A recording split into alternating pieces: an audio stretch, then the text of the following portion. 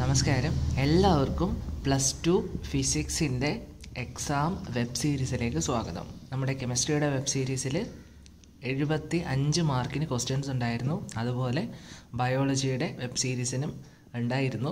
ഏറ്റവും മികച്ച സപ്പോർട്ട് തന്നതിന് ഞങ്ങൾക്ക് നന്ദിയുണ്ട്. അപ്പോൾ നമുക്ക് ഫിസിക്സിൻ്റെ വെബ് സീരീസ് ഇവിടെ തുടങ്ങുകയാണ്. എല്ലാവരും ഒപ്പം പഠിച്ച് മുൻപോട്ട് പോവുക. ഫുൾ മാർക്കിലേക്ക് എത്താൻ തീർച്ചയായിട്ടും പറ്റുന്നതാണ്. എല്ലാ കുട്ടികളിലേക്കും ഇത് ഷെയർ ചെയ്യുക. അതിനോടൊപ്പം തന്നെ നിങ്ങൾക്ക് എൻട്രൻസ് ബേസ്ഡ് ആയിട്ട് നീറ്റിൻ്റെ സ്പെഷ്യൽ കോച്ചിങ് വേണമെങ്കിൽ ഡിസ്ക്രിപ്ഷനിൽ ലിങ്ക് ഉണ്ട്, ഫോം ഫില്ല് ചെയ്ത് വിടുക.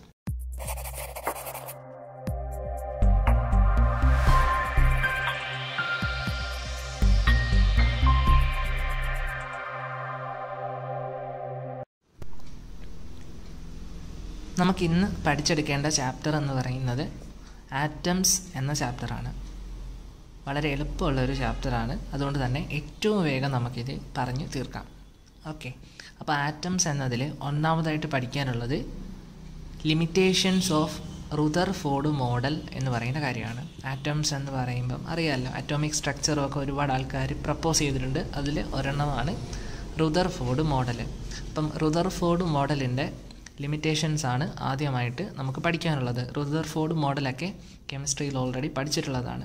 ഓക്കെ, അദ്ദേഹത്തിന് ആറ്റത്തിൻ്റെ സ്റ്റെബിലിറ്റി പറയാൻ കഴിഞ്ഞില്ല. It cannot explain the stability of the atom, അല്ലെങ്കിൽ he cannot explain the stability of the atom. അപ്പം റുദർഫോർഡിൻ്റെ മോഡൽ വെച്ചിട്ട് പറയാനാണെങ്കിൽ it cannot explain the stability of the atom. അതെന്താണെന്ന് ചോദിച്ചാൽ അദ്ദേഹം പറഞ്ഞത് ഫിക്സഡ് ആയിട്ടുള്ള സർക്കുലാർ പാത്തിലൂടെയാണ് ഇലക്ട്രോൺസ് മൂവ് ചെയ്യുന്നത് എന്നാണ്. ഇത്തരത്തിൽ ഫിക്സഡ് ആയിട്ടുള്ള സർക്കുലാർ പാത്തിലൂടെ കോൺസ്റ്റൻറ്റ് വെലോസിറ്റിയിൽ മൂവ് ചെയ്യണമെങ്കിൽ ആ ഇലക്ട്രോൺസിന് ആക്സിലറേഷൻ ഉണ്ടായിരിക്കണം. അങ്ങനെ തിയറീസ് ഉണ്ട്. അപ്പം ഇലക്ട്രോൺസ് ആക്സിലറേറ്റ് ചെയ്താൽ അതിൻ്റെ എനർജി ലോസ് ചെയ്യപ്പെട്ടു പോവുകയും ലാസ്റ്റ് ആ ഇലക്ട്രോൺസ് അതിന് എനർജി നഷ്ടപ്പെട്ടിട്ട് ന്യൂക്ലിയസിൽ വന്നിട്ട് ആറ്റം കൊളാപ്സ്ഡ് ആയിട്ട് പോവുകയും ചെയ്യും എന്നാണ് തിയറീസ് പറയുന്നത്. സോ അദ്ദേഹത്തിൻ്റെ തിയറി അവിടെ ഫെയിൽ ചെയ്തു. When electrons moves around circular orbit with acceleration its energy decreases and it fall into the nucleus. കേട്ടോ, അപ്പോൾ അത് അദ്ദേഹത്തിൻ്റെ ഒരു ലിമിറ്റേഷനാണ്. അതുപോലെ it cannot explain the line spectrum of atoms. Line spectrum ഒന്നും റുദർഫോർഡ് മോഡലിന് കൊണ്ടുവരാൻ കഴിഞ്ഞില്ല. ഇനി നമ്മൾ അടുത്ത ബോർ മോഡൽ ഓഫ് ഹൈഡ്രജൻ ആറ്റത്തിലേക്കാണ് വരുന്നത്. നീൽസ് ബോർ പ്രപ്പോസ് ചെയ്ത ആറ്റം മോഡലിൻ്റെ പോസ്റ്റ്ലേറ്റ്സ്. ഒന്നാമത്തേത് നോക്കിക്കേ, electron is revolving around fixed circular path called orbit. Each orbit has a constant energy. This is called stationary state. എന്ന് വെച്ചാൽ എന്താ, ഇലക്ട്രോൺസ് ഫിക്സഡ് ആയിട്ടുള്ള സർക്കുലർ പാത്തിലൂടെയാണ് മൂവ് ചെയ്യുന്നത്. അതിനെ ഓർബിറ്റ് എന്ന് വിളിച്ചു. ഓരോ ഓർബിറ്റിൻ്റെയും എനർജി കോൺസ്റ്റൻ്റ് ആണ്. സോ അതുകൊണ്ട് ഓരോ എനർജി ലെവലിനെയും അതായത് ഓരോ ഓർബിറ്റും സെയിം എനർജി ആയതുകൊണ്ടിട്ട് അതിനെ സ്റ്റേഷനറി സ്റ്റേറ്റ് എന്ന് വിളിച്ചു. ക്ലിയർ? ഓക്കെ, ഇനി അടുത്ത പോയിൻ്റ് എന്ന് പറയുന്നതും എല്ലാവർക്കും അറിയാവുന്നതാണ്. ഇലക്ട്രോണിൻ്റെ ആംഗുലാർ മൊമെൻ്റം എന്ന് പറയുന്നത് h/2π ഇൻ്റഗ്രൽ മൾട്ടിപ്പിളായിട്ട് വരും. Angular momentum of the electron is equal to the integral multiple of h/2π. Angular മൊമെൻ്റമാണ് L is equal to nh/2π. അങ്ങനെ വരും എന്നാണ് നമ്മൾ പഠിച്ചിട്ടുള്ളതല്ലേ ഓൾറെഡി. യെസ്, അപ്പോൾ എന്നിൻ്റെ വാല്യൂ 1, 2, 3 തുടങ്ങിയവരൊക്കെ വരാം. എന്ന് പറയുന്നത് പ്രിൻസിപ്പൽ ക്വാണ്ടം നമ്പറാണ്.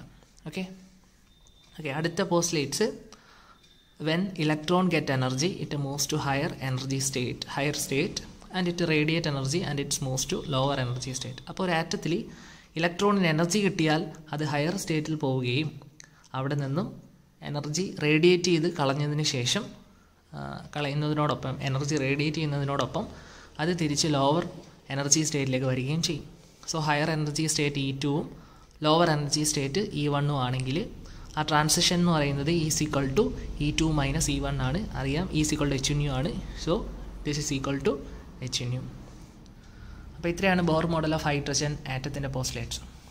അടുത്ത നമുക്ക് ഇതിൻ്റെ ഭാഗമായിട്ട് പഠിക്കേണ്ട ഒരു കാര്യമാണ് റേഡിയസ് ഓഫ് ഓർബിറ്റ്. ഓർബിറ്റിൻ്റെ റേഡിയസ് കണ്ടുപിടിക്കണം. അത് ചെറിയൊരു ഡെറിവേഷൻ എന്നൊക്കെ നമുക്ക് വേണമെങ്കിൽ പറയാം. ആദ്യം നമ്മൾ ഒരു ഇലക്ട്രോൺ റിവോൾവ് ചെയ്യുന്നതിൻ്റെ സെൻട്രിപെറ്റൽ ഫോഴ്സ് കണ്ടുപിടിക്കുകയാണ്. സെൻട്രിപെറ്റൽ ഫോഴ്സിൻ്റെ ഇക്വേഷൻ mv²/r എന്നാണ്.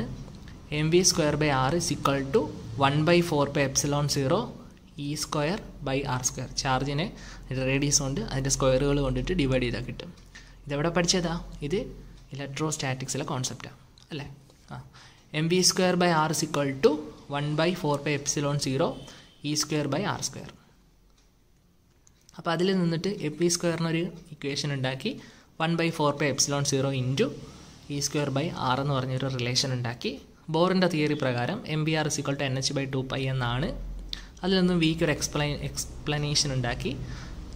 v = nh/2π m × r എന്നാക്കി. അപ്പോൾ നമുക്ക് ഒന്നാമത്തെ ഇക്വേഷനിൽ mv² എന്നാണ്, രണ്ടാമത്തെ ഇക്വേഷനിലും mv² ആക്കണം. സോ രണ്ടാമത്തെ ഇക്വേഷൻ ഇവിടെ എഴുതിക്കുന്നുണ്ടോ? ഇവിടെ ഒരു m അഡീഷണൽ ഇൻറ്റു ചെയ്തു. പിന്നെ v² പകരം ഈ v എന്ന് പറഞ്ഞ ആ ഒരു സംഭവം ഇട്ടതിന് ശേഷം സ്ക്വയർ ഇട്ട് കൊടുത്തു. മനസ്സിലായോ ചെയ്തത്? ഓക്കെ. ഇത് നമ്മൾ അപ്പം ഈ രണ്ടാമത്തെ ഇക്വേഷനെയും ഒന്നാമത്തെ ഇക്വേഷൻ്റെ കൂട്ടാക്കി നമ്മൾ മാറ്റി ലെഫ്റ്റ് സൈഡ്. എന്നിട്ട് നമുക്ക് ഈക്വൽ ചെയ്തു. അപ്പം m ഇൻറ്റു പിന്നെ ഈ v² = 1/4πε0 ഇൻറ്റു e²/r. അങ്ങനെ ചെയ്യാൻ നമുക്ക് പറ്റും. ഇങ്ങനെ ചെയ്തതിന് ശേഷം ആറിന് ഒരു എക്സ്പ്രഷൻ കൊണ്ടുവരും. അത് ഡെറിവേഷൻ പഠിക്കുന്നുണ്ടെങ്കിൽ അങ്ങനെ പഠിച്ചു വെക്കണം. r = ε0 n²h²πm e² എന്നാണ്. ദാറ്റ് ഈസ് ഈ നമ്മൾ പറഞ്ഞു വന്നത് റേഡിയസ് ഓഫ് ഓർബിറ്റ് ആണ്. അപ്പോൾ റേഡിയസ് ഓഫ് nth ഓർബിറ്റ് എന്ന് പറയുന്നത് n² ആയിരിക്കും ഡയറക്റ്റ്ലി പ്രൊപ്പോർഷണലായിട്ട് നിൽക്കുന്നത്. മനസ്സിലായല്ലോ? ഇങ്ങനൊരു റിലേഷനാണ് പഠിക്കുന്നത്. റേഡിയസ് ഓഫ് nth ഓർബിറ്റ് എന്ന് പറയുന്നത് n² ഡയറക്റ്റ്ലി പ്രൊപ്പോർഷണലാണ്. ആണുണ്ടോ ഈ n²? ബാക്കിയെല്ലാം കോൺസ്റ്റൻസ് ആണ് അല്ലേ? അതുകൊണ്ട് Rn is directly proportional to n². അപ്പോൾ അങ്ങനെ നമുക്ക് റേഡിയസ് ഓഫ് ഓർബിറ്റ് എന്നൊരു കോൺസെപ്റ്റിലേക്ക് എത്താം. റേഡിയസ് ഓഫ് nth ഓർബിറ്റ് നമുക്ക് കാൽക്കുലേഷൻ വഴി കണ്ടുപിടിക്കാൻ പറ്റുന്ന ഒരു മെത്തേഡ് ഉണ്ട്. അതാണ് ഇവിടെ കൊടുത്തിരിക്കുന്നത്. Rn എന്ന് പറയുന്നത് n² ഡയറക്റ്റ്ലി പ്രൊപ്പോർഷണലാണെന്ന് നമ്മൾ ഓൾറെഡി ഡിസ്കസ് ചെയ്തു. സോ ഇപ്പോൾ നമ്മൾ പറയുന്നത് ആ പ്രൊപ്പോർഷണാലിറ്റി സൈൻ മാറ്റാൻ വേണ്ടിയിട്ട് ഒരു കോൺസ്റ്റൻ്റ് കൊണ്ട് ഇൻഡ്യൂ ചെയ്തു. അതിന് A0 എന്ന് പറയും. A0ൻ്റെ വാല്യൂ 0.529 ആംസ്ട്രം ആണ്. അതായത് 0.529 × 10⁻10 മീറ്റർ ആണ്. അപ്പം ഇങ്ങനെ വാല്യൂസ് ഇട്ട് ചെയ്താൽ നമുക്ക് radius of nth orbit calculate ചെയ്ത് കണ്ടുപിടിക്കാൻ പറ്റും. ഇതും +1 സ്ട്രക്ചർ ഓഫ് ആറ്റം എന്ന് പറഞ്ഞ ചാപ്റ്ററിൽ പഠിക്കാനുള്ളതാണ്. അപ്പോൾ A0 എന്ന് പറഞ്ഞൊരു കോൺസ്റ്റൻ്റ് ആണ്. അത് h²ε0/πme² ആണ് അതിൻ്റെ വാല്യൂ. അത് കാണാതെ പഠിച്ചില്ലെങ്കിലും കുഴപ്പമില്ല. അടുത്തതായിട്ട് പഠിക്കുന്നത് velocity of electrons in an orbit. അപ്പം ഓർബിറ്റിലുള്ള ഇലക്ട്രോൺസിൻ്റെ വെലോസിറ്റി കണ്ടുപിടിക്കാൻ വേണ്ടിയിട്ടൊരു എക്സ്പ്രഷൻ, അതാണ് നമുക്ക് കണ്ടുപിടിക്കേണ്ടത്. ഓക്കെ, വിക്ക് ഓൾറെഡി ഒരു എക്സ്പ്രഷൻ നമ്മൾ ഇതിന് തൊട്ട് മുമ്പ് റേഡിയസ് ഓഫ് ഓർബിറ്റ് കണ്ടുപിടിച്ചപ്പോൾ നമ്മൾ എക്സ്പ്രഷൻ കണ്ടുപിടിച്ച് വെച്ചിട്ടുണ്ട്. We have v velocity = nh/2π mr എന്ന് പറഞ്ഞൊരു ഇക്വേഷൻ കിട്ടിയിട്ടുണ്ട്. അതിൽ നിന്നും നമുക്ക് മറ്റൊരു റിലേഷൻ കൂടെ പഠിക്കണം. r = ε0 n²h²πme². ഓക്കെ, ആറിന് വേണ്ടുന്ന ഈ ഇക്വേഷനും നമ്മൾ എവിടെ നിന്ന് കണ്ടുപിടിച്ചിട്ടുണ്ട്? നമ്മൾ റേഡിയസ് ഓഫ് ഓർബിറ്റ് ഇതിന് മുമ്പ് പഠിച്ചെടുത്ത് കണ്ടുപിടിച്ച് വെച്ചിരിക്കുന്ന കാര്യങ്ങളാണ്. അപ്പോൾ നമുക്ക് വെലോസിറ്റിക്കും റേഡിയസിനുള്ള ഇക്വേഷൻസ് കിട്ടി. അപ്പോൾ v = nh/2π mr എന്നാണ്. അപ്പോൾ അവിടെ ആറിൻ്റെ സ്ഥലത്ത് നമുക്ക് ഈ വാല്യൂ ഇട്ട് കൊടുക്കണം. അപ്പോൾ നമുക്ക് ഇങ്ങനെ ഒരു കോംപ്ലക്സ് ആയിട്ടുള്ള ഒരു അത് ഇക്വേഷനിലേക്ക് ഒന്ന് അപ്ലൈ ചെയ്ത് എഴുതി കൊടുക്കണം കേട്ടോ. അങ്ങനെ എഴുതി കൊടുക്കുമ്പോഴത്തേക്ക് v = e²/2ε0 nh എന്ന് പറയുന്നൊരു ഇക്വേഷൻ കിട്ടും. ക്ലിയർ? അപ്പോൾ ഇതൊന്ന് ജനറലായിട്ട് പറയാനാണെങ്കിൽ vn = e²/2ε0 nh എന്ന് പറയുന്ന ഒരു ഇക്വേഷനായിട്ട് നമുക്ക് ഡെവലപ്പ് ചെയ്തെടുക്കാൻ പറ്റുന്നതാണ്. ഓക്കെ, ദെൻ അടുത്തതായിട്ട് ഈ ചാപ്റ്ററിൽ പഠിക്കുവാൻ വേണ്ടിയിട്ടുള്ളത് the energy of an orbiting electron. ഒരു ഇലക്ട്രോൺ ഓർബിറ്റിലൂടെ മൂവ് ചെയ്യപ്പെടുന്നുണ്ട്, അതിൻ്റെ എനർജി കണ്ടുപിടിക്കണം. അപ്പം ഇലക്ട്രോൺ മൂവ് ചെയ്യുന്നത് കൊണ്ടിട്ട് അതിന് 2 ടൈപ്പ് എനർജീസ് ഉണ്ട്. അത് അറിയാമല്ലോ, കൈനറ്റിക് എനർജിയും പൊട്ടൻഷ്യൽ എനർജിയും. അപ്പോൾ നമുക്ക് കൈനറ്റിക് എനർജി കണ്ടുപിടിക്കണം, പൊട്ടൻഷ്യൽ എനർജി കണ്ടുപിടിക്കണം, രണ്ടും കൂടെ ആഡ് ചെയ്യണം. അതാണ് ടോട്ടൽ എനർജി എന്ന് പറയുന്നത്. നമുക്ക് ആദ്യം കൈനറ്റിക് എനർജി കണ്ടുപിടിക്കാം. ഒരു ഓർബിറ്റിംഗ് ഇലക്ട്രോൺ, ഒരു മൂവ് ചെയ്യുന്ന ഇലക്ട്രോൺ ആണ്. സോ അതിൻ്റെ സെൻട്രിപെറ്റൽ ഫോഴ്സ് എന്ന് പറയുന്നത് mv²/r = 1/4πε0 × e²/r² എന്നാണ്. അത് ഓൾറെഡി അണ്ടർസ്റ്റുഡ് ആണ്. അതിൽ നിന്നും നമുക്ക് mv²-ന് ഒരു റിലേഷൻ കൊണ്ടുവെക്കുക 1/4πε0 × e²/r. എങ്ങനെ ഇത് വന്നത്? ഇവിടെ ഒരു r ഉണ്ട്, ഇവിടെ ഒരു r² ഉണ്ട്. അപ്പം ഇവിടുന്ന് r² സ്ക്വയർ പോയി, ഇവിടെ ആറും പോയി.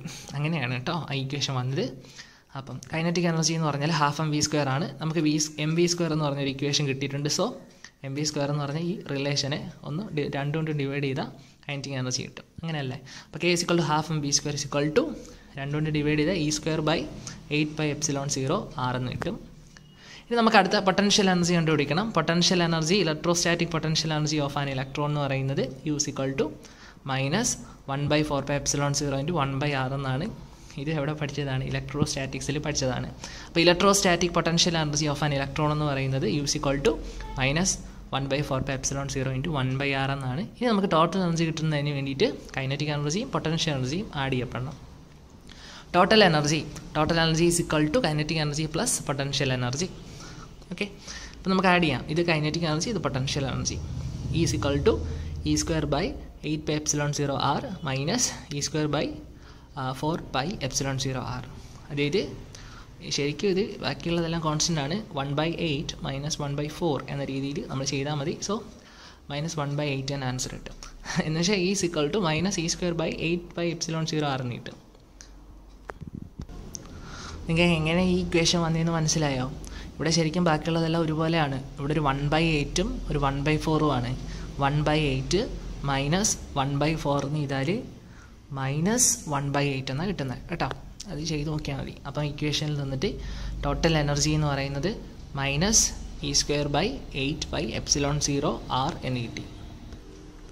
ഇതിൻ്റെ തന്നെ മറ്റൊരു ഫോർമാറ്റ് ഇക്വേഷൻ ഉണ്ട്. പ്രോബ്ലംസ് ചെയ്യുമ്പോൾ യൂസ് ചെയ്യുന്നതാണ്. അതും കെമിസ്ട്രിയിൽ ഓൾറെഡി പഠിച്ചിട്ടുള്ളതാണ്.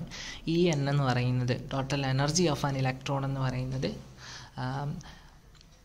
-13.6/n² ഇലക്ട്രോ വോൾട്ട് എന്നാണ് കേട്ടോ. അപ്പം ഇങ്ങനെയാണ് ഒരു ഇക്വേഷൻ. ഇത് പ്രോബ്ലംസ് ചെയ്യാൻ വേണ്ടിയിട്ട് കിട്ടുന്ന ഒരു ഇക്വേഷനാണ്. അപ്പം ഈ ഇക്വേഷനിൽ നിന്ന് എങ്ങനെ ഇതിലെത്തിയെന്ന് ചോദിച്ചാൽ ഇവിടെ ആറിന് നമ്മൾ സബ്സ്റ്റിറ്റ്യൂഷൻ കൊടുത്തു. നമ്മൾ കഴിഞ്ഞ ഇതിന് തൊട്ട് മുമ്പ് പഠിച്ച സെക്ഷനിൽ പഠിച്ചതാണ് ഈ ഇക്വേഷൻ.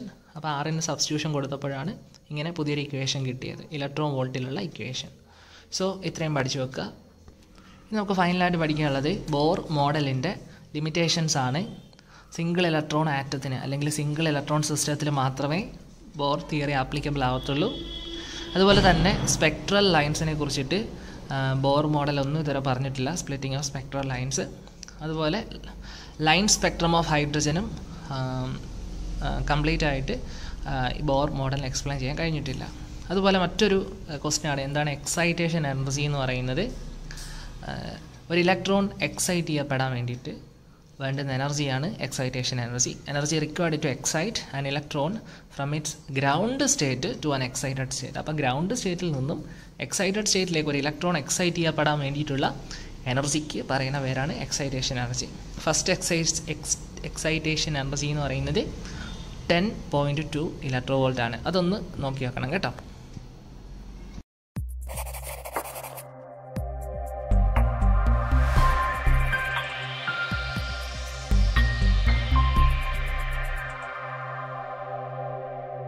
നമ്മൾ ഇന്ന് ഡിസ്കസ് ചെയ്യാൻ പോകുന്ന ചാപ്റ്റർ ഫിസിക്സിൽ dual nature of radiation and matter എന്ന ചാപ്റ്ററാണ് നമ്മൾ ഇന്നിവിടെ ഡിസ്കസ് ചെയ്യാൻ പോകുന്നത്. ചെറിയൊരു ചാപ്റ്ററാണ്, അതുകൊണ്ട് തന്നെ വളരെ എളുപ്പം മനസ്സിലാക്കാനും പറ്റുന്ന ഒരു ചാപ്റ്ററാണ്. ഓക്കെ, അപ്പോൾ dual nature of radiation and matter എന്ന് പറയുന്ന ചാപ്റ്ററിൽ ആദ്യം പഠിക്കുവാനുള്ളത് ഫോട്ടോ ഇലക്ട്രിക് ഇഫക്റ്റ് എന്ന ഒരു തിയറിയാണ്. ഓക്കെ, അപ്പോൾ ഫോട്ടോ ഇലക്ട്രിക് എഫക്റ്റ് ഈ +1 മുതലേ പഠിക്കുന്ന ഒരു കാര്യമാണ്. It is a phenomenon of ejection of electrons from a metal surface when suitable frequency of light is falls on it.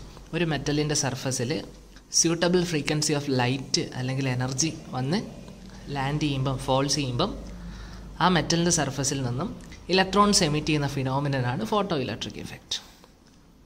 Photo electric emission discover ചെയ്തത് ഹെൻറിച്ച് ഹെഡ്സ് എന്ന് പറയുന്ന സയൻറ്റിസ്റ്റാണ്, അറിയാമല്ലോ. അപ്പോൾ ഫോട്ടോ ഇലക്ട്രിക് എഫക്റ്റ് എന്ന് പറയുന്ന തിയറി ഓൾറെഡി ഡിസ്കസ് ചെയ്തിട്ടുള്ളൊരു കാര്യമാണ്. നമുക്കതിൽ നിന്ന് അറിയേണ്ട 2 ടോപ്പിക്കുകളുണ്ട്. എന്താണ് ഫോട്ടോ ഇലക്ട്രോൺസ്? അപ്പോൾ ഫോട്ടോ ഇലക്ട്രിക് എഫക്റ്റിൻ്റെ ഭാഗമായിട്ട് ഇലക്ട്രോൺസ് എമിറ്റ് ചെയ്യുന്നുണ്ട്. ആ ഇലക്ട്രോൺസിന് പറയുന്ന പേരാണ് photo electrons. Electrons emitted from an atom by interaction with a photon and the current is called photo current. ഇത്തരത്തിൽ ഇലക്ട്രോൺസ് എമിറ്റ് ചെയ്ത് വരുന്നുണ്ട്. അങ്ങനെ ഇലക്ട്രോൺസ് എമിറ്റ് ചെയ്ത് വരുന്നതിന് പറയുന്ന പേരാണ് ഫോട്ടോ കറണ്ട്. ആ ഇലക്ട്രോൺസിന് പറയുന്ന പേരാണ് ഫോട്ടോ ഇലക്ട്രോൺസ്. ഒരു ടോപ്പിക് കൂടെ ഡിസ്കസ് ചെയ്യണം. എന്താണ് ഫോട്ടോ സെൻസിറ്റീവ് സബ്സ്റ്റൻസസ്? ലൈറ്റുമായിട്ട് റെസ്പോണ്ട് ചെയ്യുന്ന സബ്സ്റ്റൻസിന് പറയുന്ന പേരാണ് ഫോട്ടോ സെൻസിറ്റീവ് സബ്സ്റ്റൻസസ്. ഇപ്പം example sodium, potassium, caesium, rubidium തുടങ്ങിയ ഇവരൊക്കെ എവിടെ വരുന്നതാണ്? Alkali metals, group 1 വരുന്നവരാണ്.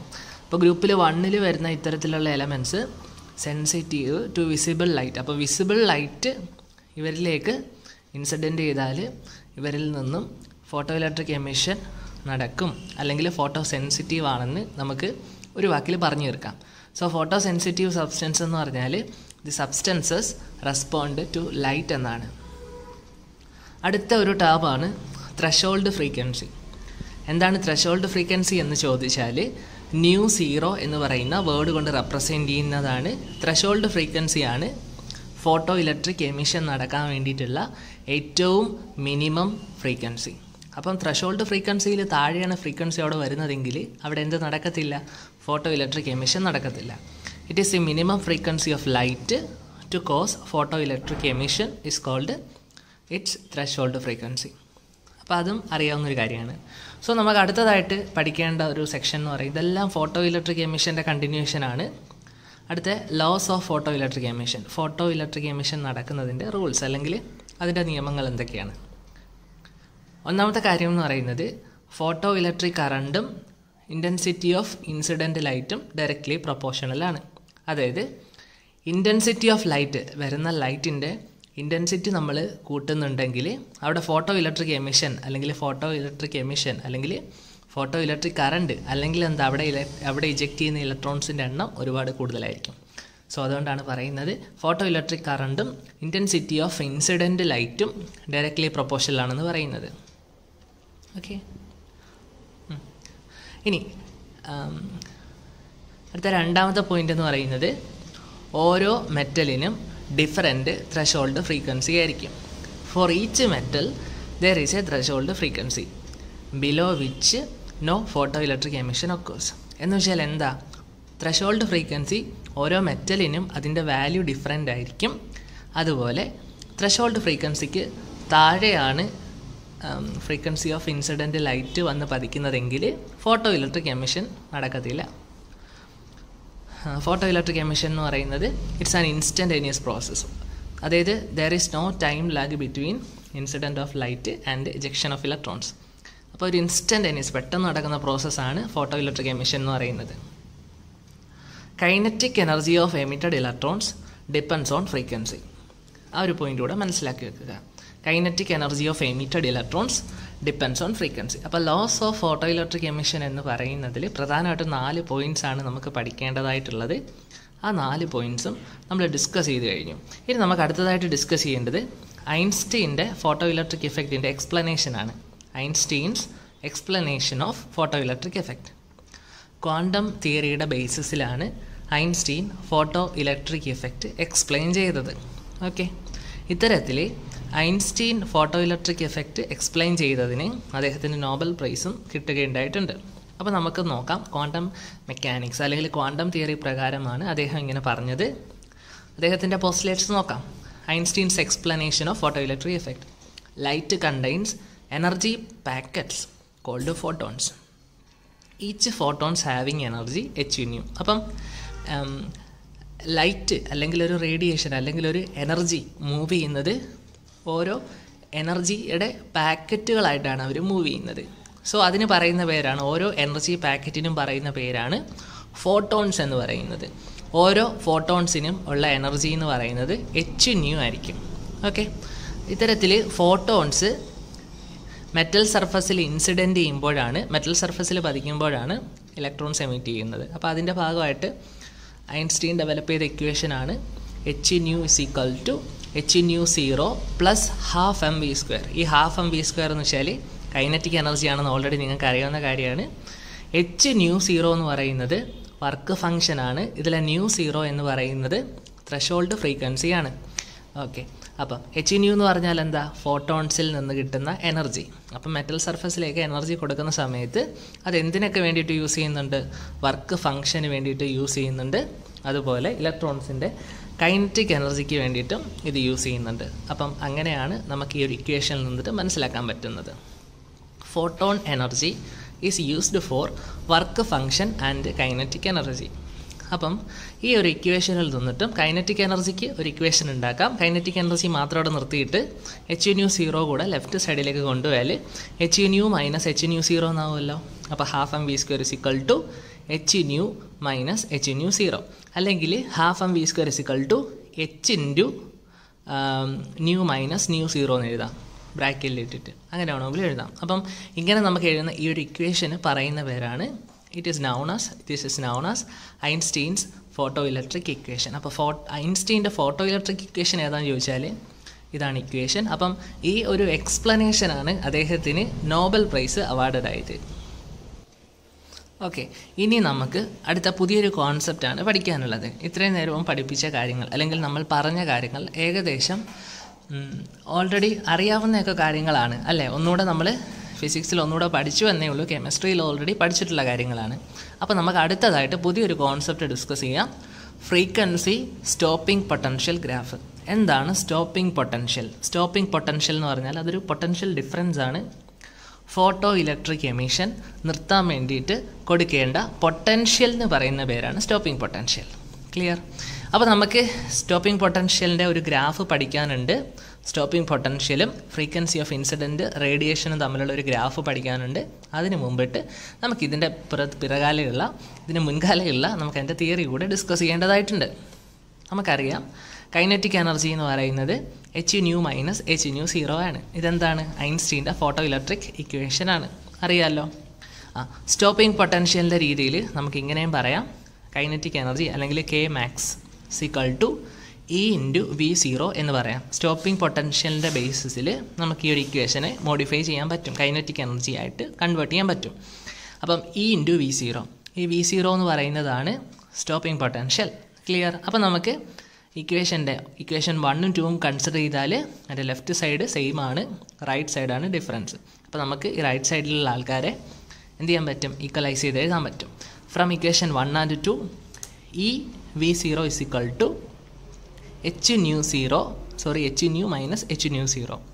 ഓക്കെ, അപ്പോൾ അതിൽ നിന്ന് വി സീറോ ആയിട്ട് സബ്ജക്റ്റ് വി സീറോ അല്ലെങ്കിൽ വി ഒ എന്നൊക്കെ പറയാം. അപ്പോൾ ഇത് സ്റ്റോപ്പിംഗ് പൊട്ടൻഷ്യൽ മാത്രം എടുക്കാൻ പറ്റും. സ്റ്റോപ്പിംഗ് പൊട്ടൻഷ്യൽ എന്ന് പറയുമ്പോഴത്തേക്ക് എല്ലാ ടേമിനെയും ഇ കൊണ്ട് ഡിവൈഡ് ചെയ്താൽ stopping potential is equal to H nu by E minus H nu zero by E എന്ന് എഴുതാൻ പറ്റും. ഈ എച്ച് ന്യൂ സീറോ എന്ന് പറയുമ്പോഴത്തേക്ക് അതിന് ഫൈ എന്ന് വേണമെങ്കിൽ നമുക്ക് റെപ്രസെൻറ്റ് ചെയ്യാം. അതായത് ഈ ഒരു ഇക്വേഷനെ നമുക്ക് വേണമെങ്കിൽ v zero is equal to അല്ലെങ്കിൽ stopping potential is equal to h by e into nu minus phi by E എന്ന് എഴുതാൻ പറ്റും. കേട്ടോ? ഇങ്ങനെ എഴുതാൻ പറ്റും. അതായത് എച്ച് ബൈ ഇ കഴിഞ്ഞിട്ട് ഈ ന്യൂ കുറച്ചുകൂടെ മാറ്റി എഴുതിയിരിക്കാമെന്ന് വെച്ചാൽ അങ്ങനെ ഒരു രീതിയിൽ ആലോചിച്ചാൽ y is equal to mx plus c എന്ന് പറയുന്ന ഒരു ഫോർമാറ്റിൽ നമുക്കിതിനെ മാറ്റാൻ പറ്റും. y is equal to mx plus c എന്ന് പറയുന്നത് ഒരു സ്ട്രൈറ്റ് ലൈൻ ഇക്വേഷൻ ആണല്ലോ. അപ്പോൾ നമുക്ക് ഇങ്ങനെ ഒരു സ്ട്രൈറ്റ് ലൈൻ എന്ത് ചെയ്താൽ കിട്ടും? സ്റ്റോപ്പിംഗ് പൊട്ടൻഷ്യലും ഫ്രീക്വൻസിയും ഒരു ഗ്രാഫിലെടുത്താൽ കിട്ടും. അപ്പം അതാണ് actually frequency stopping potential graph എന്ന് പറയുന്നത്. From this v zero and nu are directly proportional. ഈക്വേഷനിൽ അങ്ങനെയല്ലേ മനസ്സിലാവുന്നത്? വി സീറോയും ന്യൂവും ഡയറക്ട്ലി പ്രൊപ്പോർഷനിലാണ്. V zero versus nu is a straight line. Because ഇതൊരു സ്ട്രൈറ്റ് ലൈൻ ഇക്വേഷൻ പോലെയാണ് വരുന്നത്. y is equal to mx plus c എന്ന് പറയുന്ന ഫോർമാറ്റ്. അപ്പോൾ നമുക്ക് സ്റ്റോപ്പിംഗ് പൊട്ടൻഷ്യൽ വി സീറോ എന്ന് പറയുന്നത് y ആക്സിസിലും അതുപോലെ ഫ്രീക്വൻസി ഓഫ് ഇൻസിഡൻറ്റ് റേഡിയേഷൻ എന്ന് പറയുന്നത് x ആക്സിസിലും എടുത്താൽ രണ്ട് മെറ്റൽസിൻ്റെ ബിഹേവിയറാണ് ഇവിടെ നമുക്ക് കാണാൻ കഴിയുന്നത്. അപ്പം ഈ ഒരു ഗ്രാഫിൽ നിന്ന് നമുക്ക് മനസ്സിലാക്കേണ്ട ഒരു കാര്യം എന്ന് പറയുന്നത് ഫ്രീക്വൻസി ഓഫ് ഇൻസിഡൻറ്റ് റേഡിയേഷൻ നമ്മൾ കൂട്ടുകയാണെങ്കിൽ സ്റ്റോപ്പിംഗ് പൊട്ടൻഷ്യലിൻ്റെ വാല്യൂവും ഓരോ മെറ്റലിൻ്റെയും കൂടി വരുന്നതായിട്ട് നമുക്ക് മനസ്സിലാക്കാൻ പറ്റുന്നതാണ്. അപ്പം ഇതാണ് ഫ്രീക്വൻസി സ്റ്റോപ്പിംഗ് പൊട്ടൻഷ്യൽ ഗ്രാഫിൽ നിന്നും നമുക്ക് മനസ്സിലാക്കാൻ കഴിയുന്നത്. ചെറിയ 2-3 ക്വസ്റ്റ്യൻസ് കൂടെ ഒന്ന് ഡിസ്കസ് ചെയ്തേക്കാം. What you mean by stopping potential? Photo electric emission stop ചെയ്യാൻ വേണ്ടിയിട്ട് വേണ്ടുന്ന പൊട്ടൻഷ്യൽ ഡിഫറൻസിന് പറയുന്ന പേരാണ് stopping potential. It is the potential difference required to stop photo electric emission. അടുത്തത്, what you mean by dual nature of radiation? Dual nature of radiation എന്നതുകൊണ്ട് എന്താണ് മീൻ ചെയ്യുന്നതെന്ന് ചോദിച്ചാൽ, റേഡിയേഷന് വേവ്സിൻ്റെ നേച്ചറും പാർട്ടിക്കിൾസിൻ്റെ നേച്ചറും ഉണ്ട്. അതുകൊണ്ടാണ് ഡ്യുവൽ നേച്ചർ ഓഫ് റേഡിയേഷൻ എന്ന് പറയുന്നത്. What you mean by dual nature of radiation എന്ന് ചോദിച്ചാൽ, which means that radiation has both wave character and particle nature. അടുത്ത ഫോട്ടോൺസിൻ്റെ കുറച്ച് പ്രോപ്പർട്ടീസ് കൂടി നോക്കി വെച്ചോ. ഫോട്ടോൺസ് എന്ന് പറയുമ്പോഴത്തേക്ക് അതിൻ്റെ energy is equal to h ആയിരിക്കും. Intensity of light can be increased by increasing number of photons emitted per second in specific area. എന്ന് വെച്ചാൽ എന്താ നമുക്കിതിലൂടെ മനസ്സിലാക്കാൻ കഴിയുന്നത്? ഫോട്ടോ ഇലക്ട്രിക് എമിഷൻ കൂട്ടാൻ വേണ്ടിയിട്ട് നമുക്ക് ലൈറ്റിൻ്റെ ഇൻറ്റൻസിറ്റിയാണ് കൂട്ടേണ്ടത്. ലൈറ്റിൻ്റെ ഇൻറ്റൻസിറ്റി കൂട്ടുക എന്ന് വെച്ചാൽ ലൈറ്റിൽ ഒരു സെക്കൻഡിൽ ട്രാവൽ ചെയ്യുന്ന നമ്പർ ഓഫ് ഫോട്ടോൺസിൻ്റെ എണ്ണം കൂട്ടുക എന്നതാണ് അതിലൂടെ മീൻ ചെയ്യുന്നത് കേട്ടോ. അതുപോലെ തന്നെ ഫോട്ടോൺസ് ഇലക്ട്രിക്കലി ന്യൂട്രലാണ്. അപ്പോൾ അങ്ങനെയുള്ള ചെറിയ ചെറിയ പോയിൻറ്റുകൾ കൂടെ നിങ്ങൾ അറിഞ്ഞിരിക്കേണ്ടതായിട്ടുണ്ട്.